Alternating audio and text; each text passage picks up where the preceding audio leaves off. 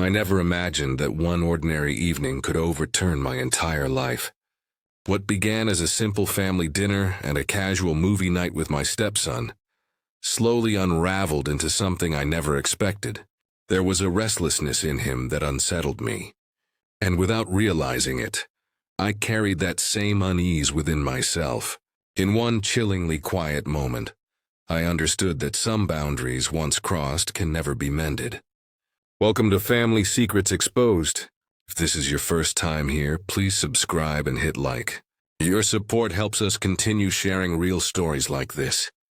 Now, let me tell you mine. My name is Emily. That summer, the house felt less like a home and more like a waiting room. Greg was always away for work. Endless business trips, late-night calls from hotel rooms. The same worn-out excuses. Our marriage had withered into a routine of logistics. The nights were long, and silence became my only companion. Then Lucas arrived. He wasn't a stranger. He was Greg's son from his first marriage. At 21, he was restless, polite, and still trying to figure out where life would take him. He stayed with us for a few weeks while preparing for college and looking for jobs. At first, we were nothing more than neighbors sharing the same roof. Late-night snacks in the kitchen, light-hearted laughs over old films, early morning jogs. Nothing about it felt dangerous. Not until it did.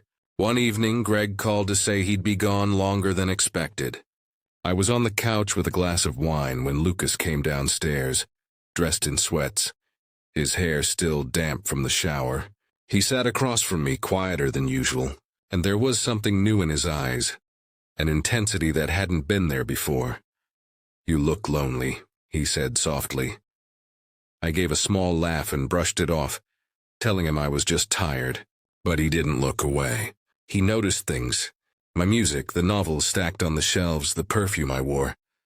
What once felt like harmless attention had sharpened into something heavier, something I didn't want to name. Then he spoke the words that should never have been spoken. "I don't think Greg deserves you." My heart stopped. I told him to stop. A part of me desperately wanted him to, but another part, the part that had been starved for affection for so many years, answered with silence. That night we talked until dawn, and as the hours passed, words gave way to something far more dangerous. Confessions spilled into the night.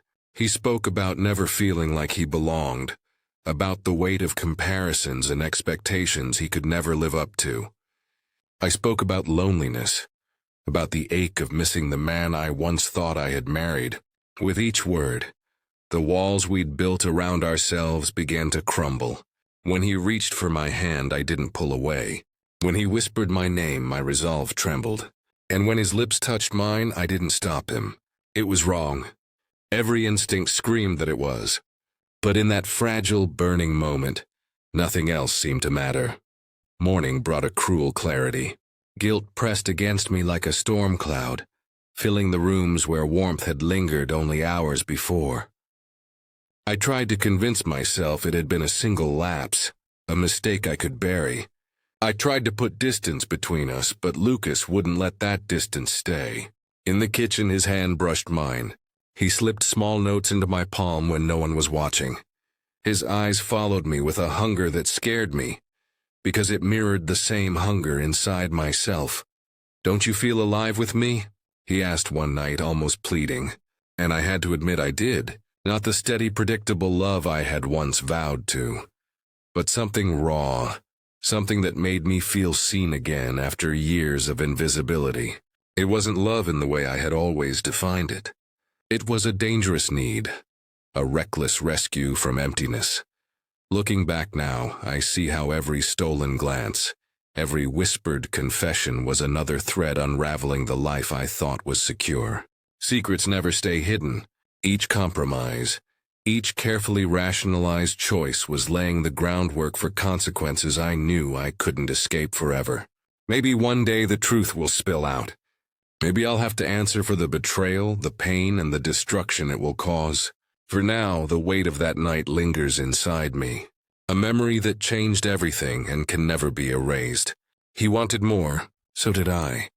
And in those hours, for reasons I still struggle to name, nothing else mattered.